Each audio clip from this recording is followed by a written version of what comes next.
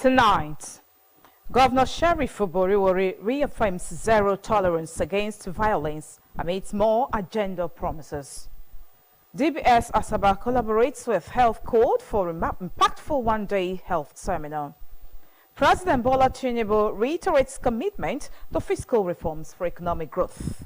And abroad, 59 white South Africans granted U.S. refugees status under the Trump administration.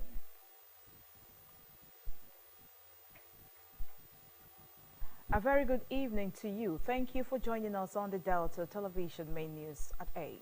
Joy Ucheyi is my name. The State Governor, Right Honorable Sheriff Boriwori, has reaffirmed his administration's zero tolerance for violence in line with his more agenda of enhanced peace and security. Governor Sheriff Boriwori stated this when he received the prelates of the Eternal Sacred Order of the Cherubim and Seraphim worldwide, Dr. David Bob Manuel Moses Orimolade IX at Government House, Asaba. Pere Botu brings details.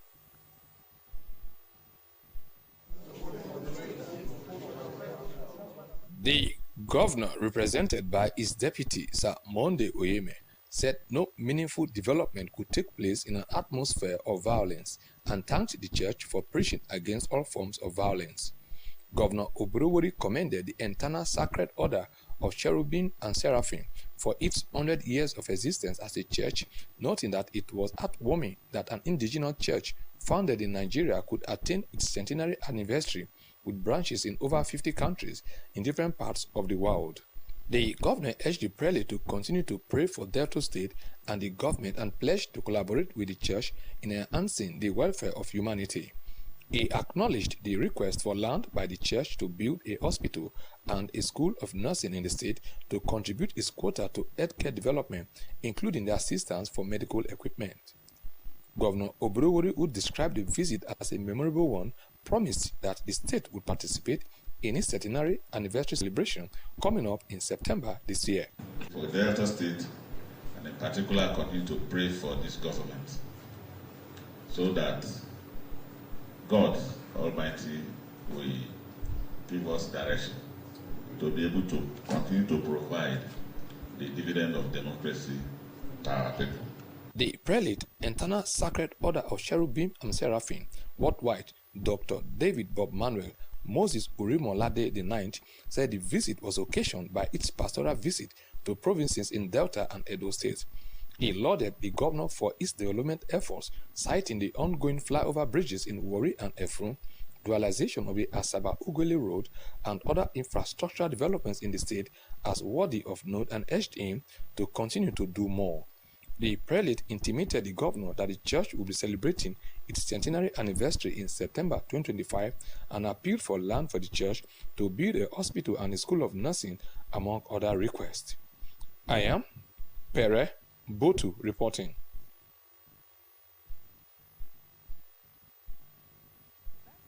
The National Youth Service Corps NYSC posted to the state have been advised to strive to make meaningful contributions to the development of their host communities. The state governor, Right Honorable Sheriff Boriwori, gave the advice in his remarks at the terminal parade and closing ceremony of the 2025 Batch A Stream 1 orientation course for corps members deployed to the state.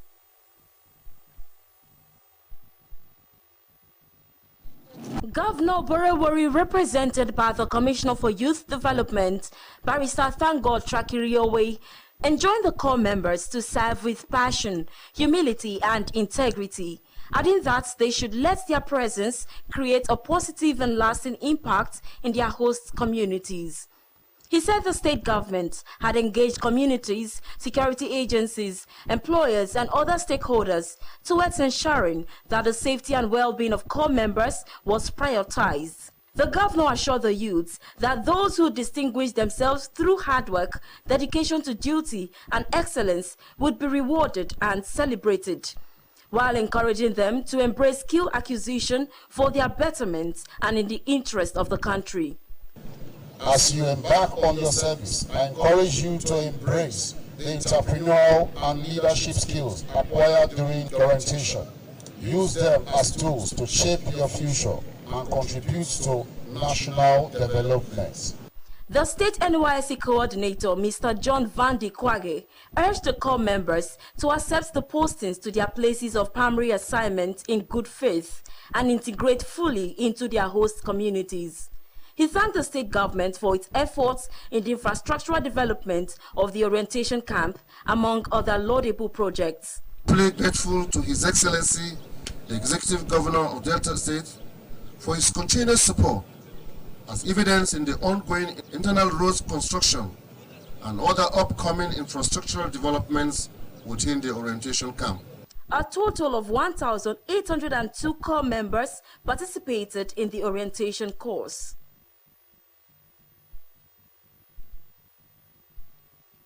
A one-day seminar has been organized by Health Code, a network marketing company, in collaboration with Delta Broadcasting Service, DBS Asaba, on traditional Chinese medicine, TCM, for prevention and cure of health challenges. The seminar held at DBS Boardroom. Henry Unogwa reports. Declaring the seminar open, the General Manager, Delta Broadcasting Service, DBS Asaba, Mrs. Christine Jobome Emetulu, represented by the Head of Administration in the station, Mrs. Ifi Odiatu, commended the organizers for the initiative. She enjoined the participants to be committed to the training in order to impart knowledge gained to others.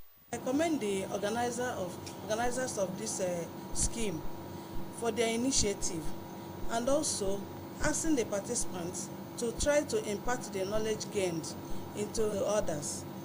The organizer and retired staff of the Delta Broadcasting Service, Mr. Fred Umukuru, said the seminar was to introduce the traditional Chinese medicine, TCM, to DBS staff, adding that the health initiative aimed at promoting and educating the public on TCM practices. He noted that the seminar addressed concerns about the quality and the safety of TCM products and enjoined everyone to take care of their health code to improve their immune system. Of your body with nature. To partner with nature, you need to understand that there are organic products that can help your body build up your immune system, activate your stem cells, and make you to live healthier and better. The resource person, Mr. Paul Ezike, said the company has various working products, such as Galidoma Lisidum capsule, an antioxidant that helps fight malaria, cafe, perfumes, terras blower, among others. An economy that is very uncertain because of high cost of living. People are seeing health code as an alternative stream of income, money and plan for retirement. People are seeing health code product as an alternative medicine for personal health care and general well-being. Participants expressed satisfaction with the training, adding that they have benefited from the training and called for its sustenance. It's a very good training, and I'm thankful to God I was able to attend it. Henry Onogwa reporting. The wife of the President of the Republic of Nigeria, Senator Oluremi Tinubu, has empowered over 400 farmers across the state with farm inputs and financial grants through the Agricultural Support Program of the Renewed Hope Agenda. Senator Tinubu was represented by the wife of the state governor and founder, Umata Charity Foundation, Dickness Tobori Oburiwori. The program was held at the Event Center, Asaba. Florence Oyibodoro reports. Senator Tinubu expressed satisfaction that women, secondary school students, youths, and cooperative societies were getting acquainted with farming, describing farming as an age-long practice that had helped past and the present generations to keep their families afloat. The president's wife explained that the Every Home a Garden initiative had brought to the fore the significance of having a garden at home with a view to reducing the present economic hardship on families. You will agree with me that it is possible we grow our food. The earth is blessed for our sake. As you plant, it will germinate and brings a great harvest. The essence of this initiative is to bring us back on track and help us increase our food production in our nation. This is Operation Feed Your Family and Give to Your Neighbors. While commending the state governments for job well done, Senator Tinubu said the essence of the initiative was to put Nigerians back on track in order to increase food production in the country. The wife of the state governor and founder Umata Charity Foundation, Deaconess Tobore Oborewori, represented by the wife of the deputy governor, Ezene Catherine Oyeme, said the success of the program in the state was a testament to the unwavering commitment of the present administration towards equipping the farmers with the necessary tools and financial support to thrive in their agricultural endeavor. Deaconess Oborewori stressed that farmers constituted a significant percentage of the population, yet they often face challenges ranging from limited access to resources, financial support, and modern agricultural techniques, pointing out that empowering them was an intervention to restore hope and foster food security. Agriculture remains one of the pillars of economic growth and development, not just in Delta states, but across Nigeria. It is the foundation of food security, critical for employment and wealth creation. There were goodwill messages by the State Commissioner for Agriculture and Natural Resources, Val Arinka Esquire, and the Commissioner for Youth Development, Mr. Tangod Trakibowe, and the Commissioner for Basic and Secondary Education, Mrs. Rose Ezewu, represented by Mrs. Justina Ishaka. Vision of our governor, Elder Sherry Francis Umuri, is that everybody should be able to produce at least 60% of the food he or she consumes. Let me to state that youth empowerment in agriculture has a multiple facet approach to the engagement of young people in agriculture. Of our young farmers club members from secondary schools is particularly commended. Some of the beneficiaries expressed gratitude for the gesture and promised to put the farm implements to judicious use. Items distributed included insecticide, spraying machine, grinding machine, fertilizer, fingerlings, beds. Florence Oibodoro reporting. The Edo State Governor, Senator Monday Okpebholo, has declared that his administration will not yield to intimidation or threats in its determination to eliminate cultism in the state. Speaking to youths who staged a peaceful rally at the government house, the governor reaffirmed his administration's commitment to protecting the lives of all the Edo residents from the menace of cult violence. He warned that insecurity threatens investments and economic development in the state. The governor also addressed demolition of a building allegedly linked to a cult organization, stating that due process was followed. The chairman of the National Youth Council of Nigeria, Edo State Chapter, Comrade Moses Joseph, declared the support of Edo youths for the governor's stance. He stressed that Edo youths were united in opposing cultism and drug abuse and urged that the resolutions of their communique be implemented to yield meaningful results. The Christian Association of Nigeria, CAN, for the 19 northern states and the Federal Capital Territory, FCT, has raised concerns over religious discrimination, national security threats, and the erosion of constitutional freedoms in the region. The concerns were raised during a strategic meeting with the National Security Advisor, NSA, Malam Nuhu Ribadu, in Abuja. The meeting was attended by top security officials, such as the Director General of the Department of State Services, DSS, Mr. Adeola Oluwatosin Ajayi, and Director General of the National Intelligence Agency, NIA, Ambassador Mohammed Mohammed. In a 14-point communique signed by the Northern CAN Chairman, Reverend John Hayab, and Secretary General, Bishop Mohammed Naga, the association warned that the persistence of insecurity, marginalization, and structural bias against Christians in northern Nigeria could worsen divisions and threaten the nation's delicate peace. The Christian Association drew attention to the growing use of inflammatory rhetorics by certain religious leaders, describing such utterances as a key driver of ethno-religious violence. They called for the immediate regulation of religious preaching, stressing the need for accountability across all faiths. Khan also highlighted the spread of fake news and provocative material on social media, which it said exacerbates tensions.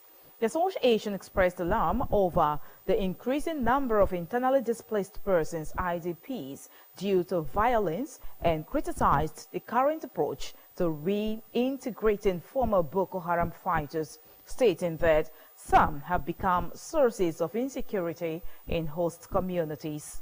The delegation proposed several solutions, including regulating religious preaching, providing digital tools for security agencies to track and prosecute offenders on social media, and implementing thorough de-radicalization programs before reintegrating ex-combatants. Additionally, Khan suggested creating a regional interfaith forum to promote peaceful coexistence and social harmony. The group also urged the government to broaden the mandate of the National Commission for Al-Majaris and out-of-school children to include conventional education and comprehensive rehabilitation efforts. The meeting concluded with the Northern Khan delegation expressing gratitude to the NSA for the platform to voice their concerns and reaffirming their readiness to collaborate with security agencies to promote national unity and stability.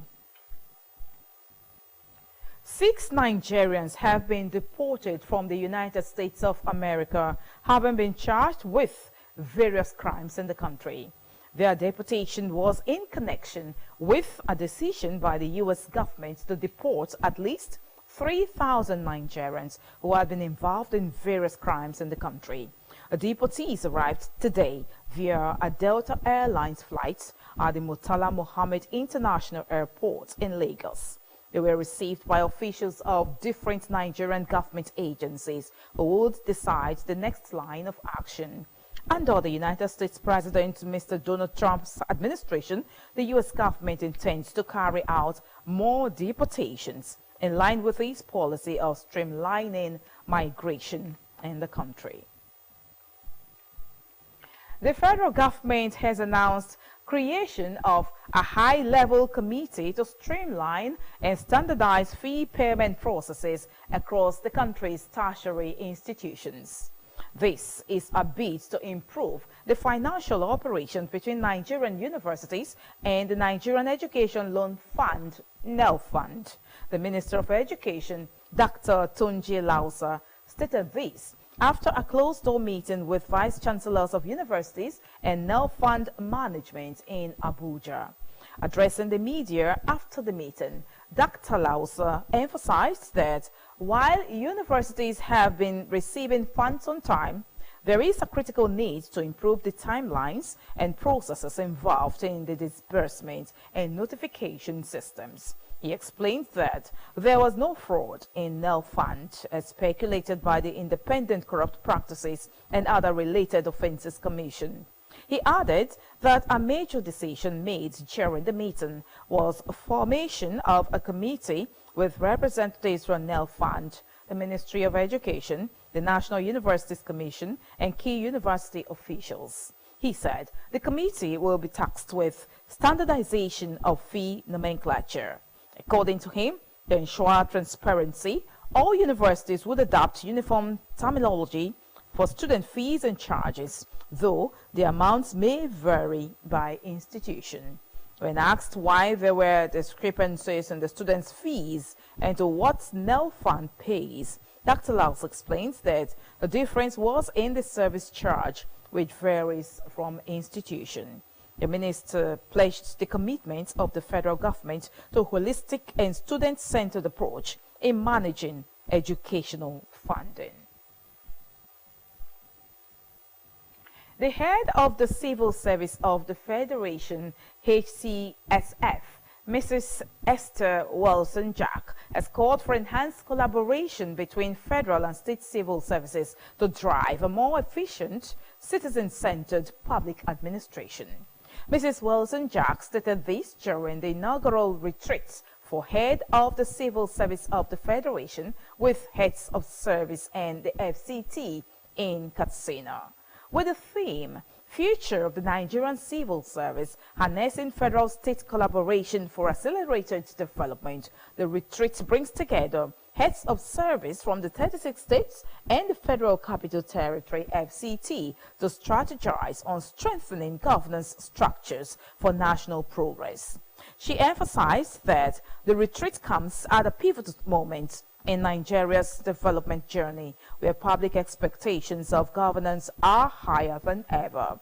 Highlighting the importance of global best practices, Mrs. Wilson-Jack referenced the tour to Singapore involving 20 state heads of service as a benchmark for innovative governance and reaffirmed plans for more knowledge-sharing initiatives to foster excellence in public administration.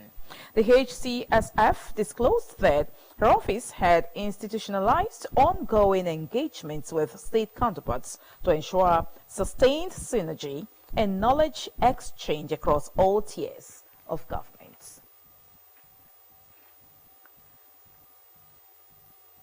The Joint Admissions and Matriculation Board, JAMB, has fixed May 15 as the date for the formal review of the 2025 Unified Tertiary Matriculation Examination, UTME.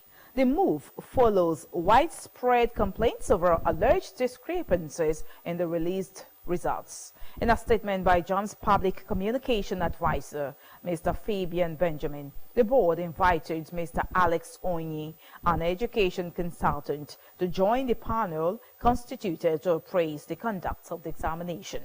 JAMB said the review was in furtherance of its commitment to upholding public confidence in its processes, especially amidst the recent outcry by candidates and stakeholders. Membership of the panel comprises representatives from the All Nigeria Confederation of Principals of Secondary Schools, ANCOPS, the National Association of Proprietors of Private Schools, and chief external examiners. It also includes the Computer Professionals Association of Nigeria, CPN, and the Educational Assessment and Research Network. Others include vice-chancellors of universities, rectors of polytechnics, provosts of colleges of education, and designated support staff of the board. The board emphasized that participation in the panel will be at no cost to JAMB.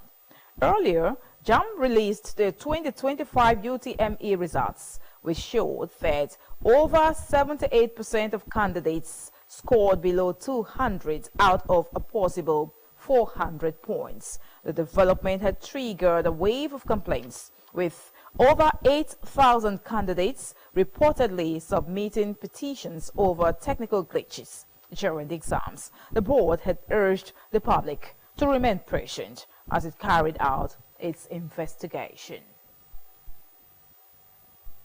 The Universal Basic Education Commission, UBEC, has announced plans to introduce a new template for disbursing counterpart funds under the Universal Basic Education Program.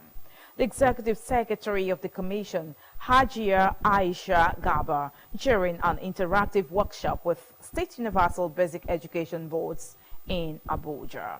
Hajia Gaba explains that the federal government, through UBEC, had recently restructured delivery of basic education nationwide to align with 4 strategic pillars aimed at improving access and quality across states and the Federal Capital Territory.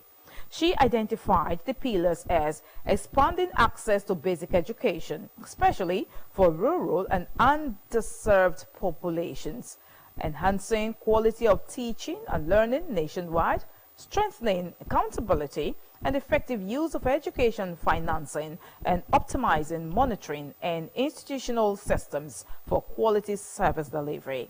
Hajia Gaba added that the new approach had made it necessary to develop fresh templates that would guide SUBEPs in preparing work plans to assess UBE intervention funds, under the framework of the Hope Education Project. A civil servant, Mrs. Esther Moses, has been arraigned by the Independent Corrupt Practices and Other Related Offences Commission (ICPC) for allegedly forging official documents and unlawfully reinstating her salary through the Integrated Personnel and Payroll Information System (IPPIS) while under suspension. A civil servant was brought before Justice Yusuf Haliyu of the Federal Capital Territory (FCT). Civil servant was brought before Justice Yusuf Halilu of the Federal Capital Territory FCT High Court on Monday. She is facing a 3-count charge filed by the ICPC. According to the Commission, Mrs. Esther allegedly forged a letter of posting dated January 20, 1998 with reference number HCSF/CMO/EMD/AOD/013/1/30, purportedly issued by the Office of the Head of Civil Service of the Federation. The ICPC further claimed she submitted falsified documents, including a gazette, appointment letter, confirmation letter, and the posting instruction, while serving as a principal administrative officer at the Federal Ministry of Humanitarian Affairs and Disaster Management. A verification process conducted by the Federal Civil Service Commission reportedly confirmed that none of the submitted documents existed in official records. Mrs. Esther also failed to honor an invitation by a committee set up by the head of service to investigate the alleged fake posting. Her salary was subsequently suspended in November 2021.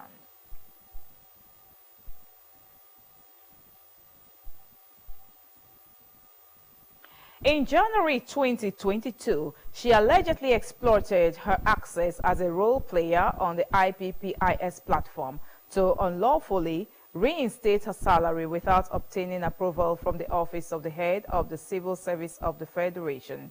Count 1 of the charge read that you, Oluwafunmilayo Esther F., on or about 2021 in Abuja, within the jurisdiction of this honorable court, with intent to commit fraud, did forge a document to wit, a posting letter dated 17 June 2021 with reference number HCSF/CMO/EMD/002/S12/T4110, purportedly emanating from the Office of the Head of the Civil Service of the Federation, bearing your name, Moses Oluwafunmilayo Esther, and 6 others, and you thereby committed an offense contrary to and punishable under Section 364 of the Penal Code laws of the FCT.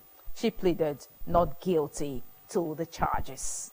Her lawyer, Mr. Chima Okason, requested bail on liberal terms, which was not opposed by ICPC counsel Mrs. Olubumi Ayo. Justice Halilu granted Mrs. Esther bail on the condition that she provides 2 credible sureties, both of whom must be serving directors in federal parastatals located within the Federal Capital Territory (FCT). The sureties are required to present proof of their initial and most recent promotions, along with a written undertaking agreeing to be remanded in custody should the defendant fail to appear in court. The case had been adjourned until July 8, 2025 for the commencement of trial. Still to come on the Delta Television main news, 59 white South Africans granted U.S. refugees a status under the Trump administration. Details of this and more shortly. Stay with us.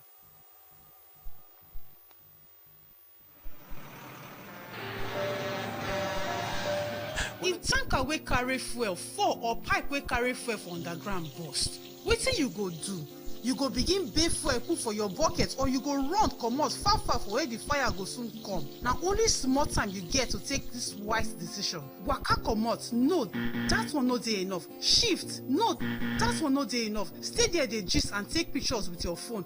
That na madness. Run, yes, run comot. Yes, your life depend on wetin you do. The fire go come at once and you no go fit control am. Why? Petrol dey catch fire easily. Why? Na just small spark go start big fire. So no stay there dey think. Run comot quick to save your life. No throway your life away because of say you wan pack petrol. Take this advice. This informate na from Public Enlightenment Office, Delta Broadcasting Service, Asaba.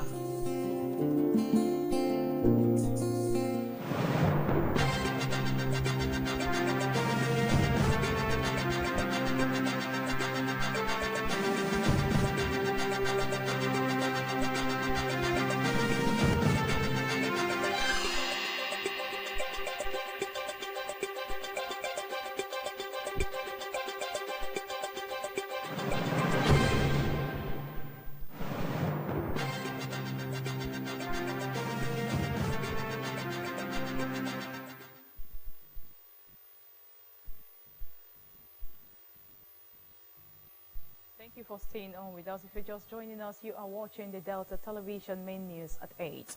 And now, straight onto the foreign scene. The South African President, Mr. Cyril Ramaphosa, has called a group of 59 white South Africans who have moved to the U.S. to resettle cowards, saying they will be back soon.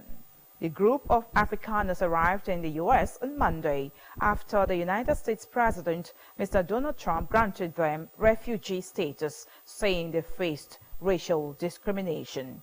President Ramaphosa said those who wanted to leave were not happy with efforts to address the iniquities of the apartheid past, terming their relocation a sad moment for them. President Trump and his close ally, South Africa-born Elon Musk, has said there was a genocide of white farmers in South Africa, a claim that had been widely discredited. The U.S. had also accused the South African government of seizing land from white farmers without paying compensation.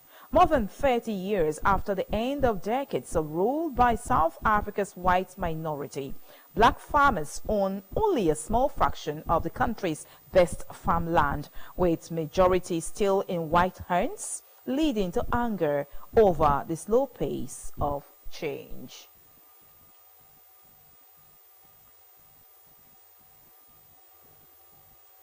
A former Uruguayan president, José Mujica, known as Pepe, has died at the age of 89. The ex-guerrilla who governed Uruguay from 2010 to 2015 was known as the world's poorest president because of his modest lifestyle. Current president Yamanju Osei announced his predecessor's death on X. The politician's cause of death was not known, but he had been suffering from esophageal cancer. Because of the simple way he lived as president, his criticisms of consumerism and the social reforms he promoted, which, among other things, meant Uruguay became the first country to legalize the recreational use of marijuana, Mr. Mujica became a well-known political figure in Latin America and beyond.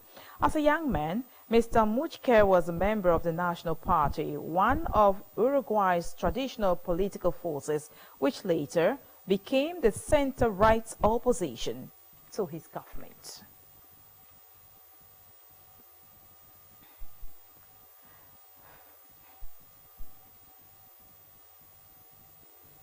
And back home, the Central Bank of Nigeria, CBN, in collaboration with the Nigeria Interbank Settlement System, NIBSS, has launched the Non-Resident Bank Verification Number, NRBVN, platform.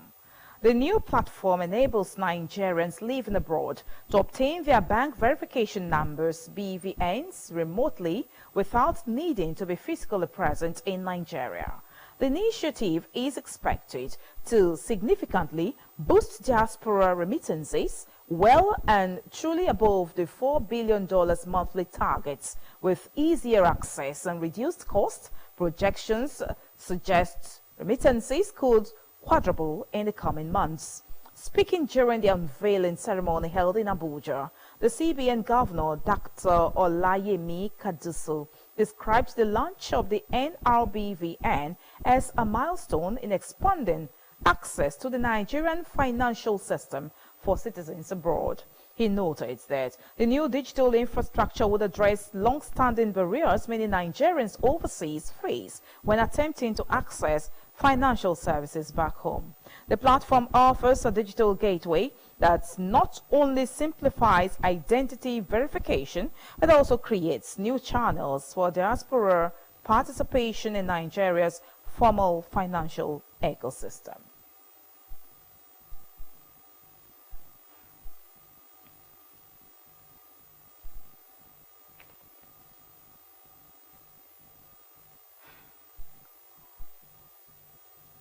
The state's Deputy Governor, Samande Onyeme, has described benefits of engaging in sporting activities as enormous. Onyeme stated this at the Ibori Golf and Country Club, IGCC, Asaba, where he performed the tee-off at the 2025 edition of the Captain's Day Gold Tournament. Pere Botu reports. Deputy Governor said he was impressed with the number of professional golfers who are in Asaba for the tournament, stressing that it was important for people to engage in sporting activities as it would afford them the opportunity to socialize and also boost their health status. He wished the participants at the tournament a good outing and urged them to enjoy the hospitality that Delta State was known for. I welcome all of you, especially many of you that came from various parts of the country to grace this occasion. I pray that you enjoy your day. In his remarks, the chairman of the Ibori Golf and Country Club, IGCC, Chief Patrick Uka, said the essence of the Captain's Day tournament was that all over the world, the captain of a golf club must choose one day to celebrate the Captain's Day, where people would be invited for the tournament to celebrate the captainship. Chief Uka disclosed that as part of the state's tourism drive, the Delta State Capital Territory Development Agency encouraged and attract people to see the new Delta State capital. It disclosed that the IGCC would organize the Governor's Cup and emphasized that some governors who played golf would take part in the tournament. I think they've enjoyed the peace and the hospitality in this capital territory, and they have felt the more agenda of Governor Sharif's administration. And I think the idea is that we have shown that this is a tourism center. This is a place they can come to enjoy themselves. Some of them are staying in the leisure park, and that's to showcase what we have for recreation. And so many hotels in Asaba, and they've all done that in peace and tranquility. I think that should give me joy. First, as the DG Capital Territory, and secondly, as the captain of this club. Awards were later presented to winners of the golf tournament in different categories. I am Pere Botu reporting. As still sports, the Nigerian National League NNL has reaffirmed the board's commitment to maintaining its integrity ahead of the final round of matches of the season. The league body emphasized that only the most deserving teams will progress to the Super 8 playoff to fight for promotion to the Nigeria Premier Football League, NPFL. NNL chairman Mr. George Alo declared that the body is focused on aligning its operations with international best practices and will not be swayed by external pressures or influences. 4 teams will gain promotion to the NPFL from the 2025 Super 8 playoff tournament. The Speaker of the State House of Assembly, the Right Honorable Emomotimigwo, has said that the vacuum created by the demise of Chief Edwin Kiagbudu Clark will be difficult to overcome in the nearest future. The Speaker, who was among dignitaries that gathered at Kiagbudu Burutu local government area to pay their last respects to the late multifaceted leader, stated this in a tribute to the late elder statesman. The Right Honorable Gore acknowledged Chief Clark's impacts, commitment and legacy, saying that the life and times of the late nationalist and Pan-Niger Delta leader were inspiring. He stated that late Pa Clark would always speak truth to power and remained resolute in achieving goals that he believed guaranteed equity, fairness and prosperity, even to the least amongst the minorities. The speaker noted that the late Clark's leadership in the struggle for true emancipation of the Niger Delta brought about many positive narratives that extended beyond the region.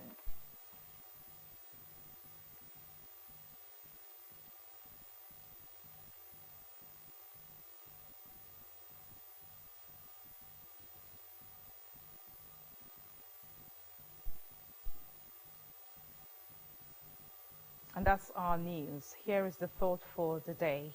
A good plan executed now is better than a perfect plan carried out next week. And now to end the news, here are the major stories we brought to you. Again, the highlights. The State Governor, Right Honorable Sheriff Oboriwori, has reaffirmed his administration's zero tolerance for violence in line with his more agenda of enhanced peace and security.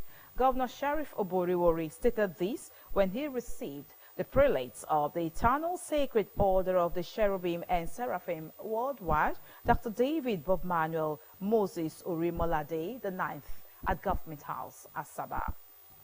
A one-day seminar has been organized by Health Code, a network marketing company, in collaboration with Delta Broadcasting Service, Asaba, on traditional Chinese medicine, TCM, for prevention and cure of health challenges.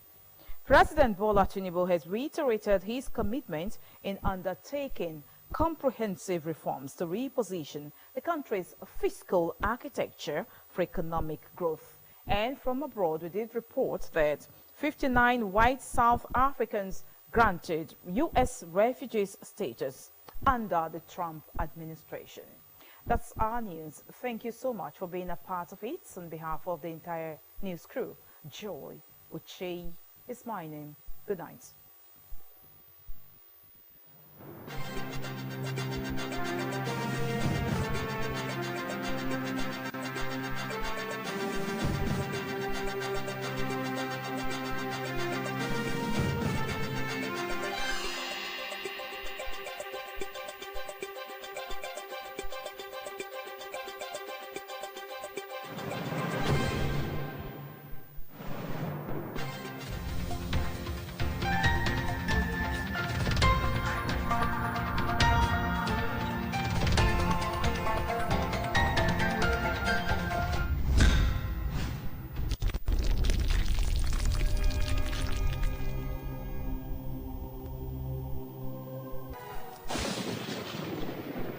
From a rough underdeveloped stretch to a fully completed bridge, this transformation didn't happen by chance. Allow me to reintroduce myself. My name is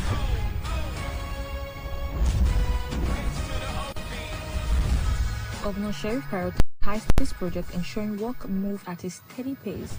I visited the site a couple of times, even took tour with my sister, which by the way was very interesting when it was still on